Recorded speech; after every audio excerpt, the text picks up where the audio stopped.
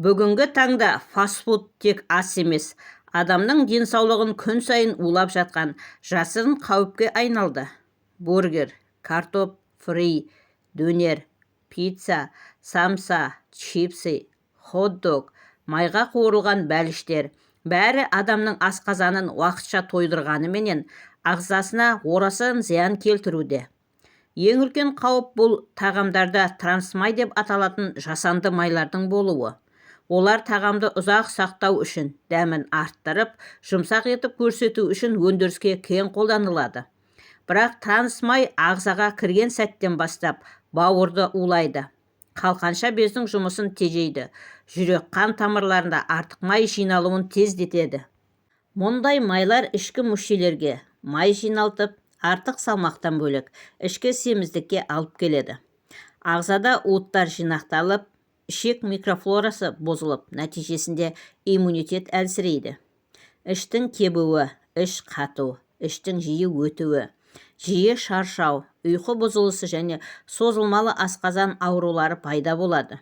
Фастфудта болатын глютамат, жасанды дәм күшейткіштер мен иіс бергіштер асқазан қабырғасын тітіркендіріп, асқазан жарасына, ішкі қабынуға, рефлюкске алып келуі мүмкін. Сонымен қатар фастфуд тағамдары қан құрамындағы қант пен холестерин деңгейін тұрақсыздандырып, қан қысымын көтеріп, инсулинге төзімсіздік қалыптастырады.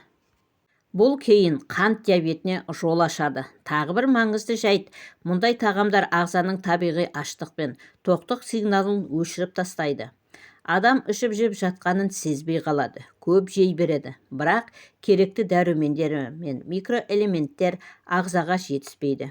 Ұзақ уақыт фастфудқа үйреніп кеткен адамның терісі бозарып, бетіне бөртпе мен безеу көбейеді. Шашы түсе бастайды, тырнағы сынғыш болып кетеді, көздің асты қараяды.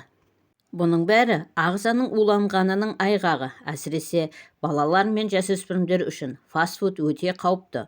Ол ми дамуын тежейді, назар мен есте сақтау қабілетін нашарлатады. Ерте семіруге алып келеді.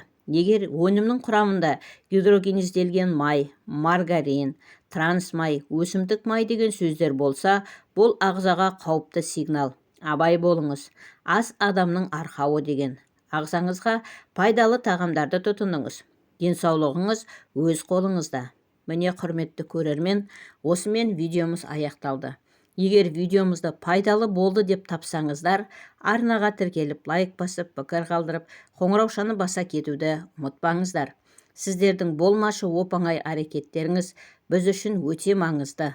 Келесі видеода кездескенше аман сау болыңыздар, дендеріңіз сау болсын. Ақпаратымыз пайдаларыңызға жарасын.